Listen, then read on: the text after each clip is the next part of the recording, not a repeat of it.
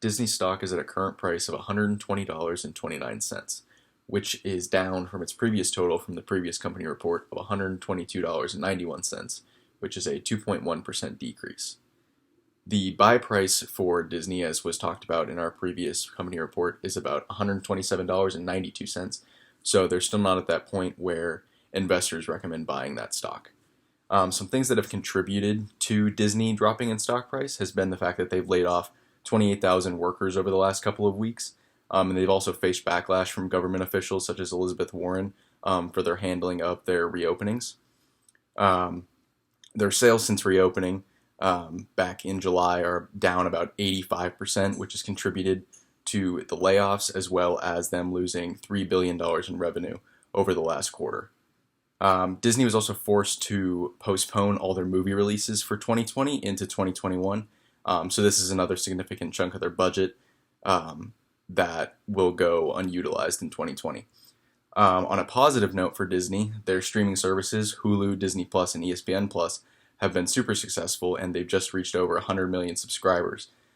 So that should be a revenue stream that should help them start cutting into their losses very shortly.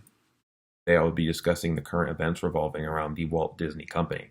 First off, the company released a statement on Monday saying that they are going to continue their layoffs of their employees within the company, and that 750 entertainment workers will be laid off. This includes stage performers, actors, and which really affects the live events that are shown at many of their parks across the globe. The Festival of the Lion King, as well as Finding Nemo the musical, their whole staffs were cut on Tuesday, and then the Beauty and the Beast, Monsters Inc., and Indiana Jones were also affected by the layoffs as well. The company also announced this week that they are reorganizing its media and entertainment business strategy. They are going with the success of Disney Plus. They're going to focus more of their content for DTC or direct to consumer format and put more money into that platform.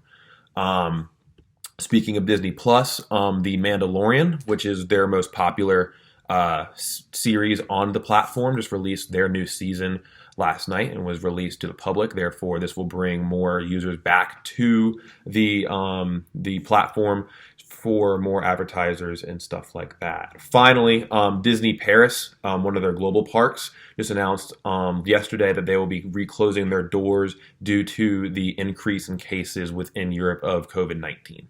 And see several alignments with the course materials that we've been learning in recent chapters. The first instance we see is in Disney prioritizing the streaming platform Disney Plus due to the low turnout for its local parks. A complete reorganization of the company structure in order to direct more attention to its streaming platforms, as well as creating content and monetization of the new content. Their newly constructed group, the Media and Entertainment Distribution Group, is led by Kareem Daniel, and is split into three categories: studios, general entertainment, and sports. We see a concept of delegation by Kareem Daniel towards Alan Horn and Alan Bergen, who are both chairmen of studios. We see Peter Rice as the new chairman of general entertainment, and James Pitaro, who's going to be chairman of sports. This takes the idea of coordination we explored in Chapter 8, because Disney is using three different media and entertainment groups to achieve their overall goal of increasing traffic and profit for their streaming services. They also want to emphasize direct-to-customer sales with the subscription model of Disney Plus and their partnerships with ESPN Plus and Hulu, while using a transaction fee model for its visitors to the park. Disney uses a multinational global integration model for its locations around the world. Every franchise has some sort of local responsiveness. Disney adapts to the culture in each country so it can appeal to its local visitors. There are also key differences between each franchise, as their key stakeholders are vastly different. Take Hong Kong and Paris.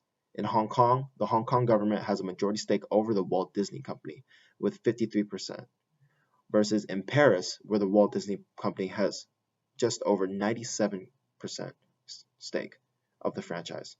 The closure of the second Disney resort in Paris was a direct result of a second wave of the coronavirus emerging in France, as well as throughout Europe.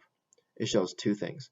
One is that Disney has ordinary capabilities in having full power to close and reopen the park, as well as dynamic capabilities when immediately calculating the potential upsurge in coronavirus cases and forcing the second shutdown of its parks to mitigate any increase in spreading the virus.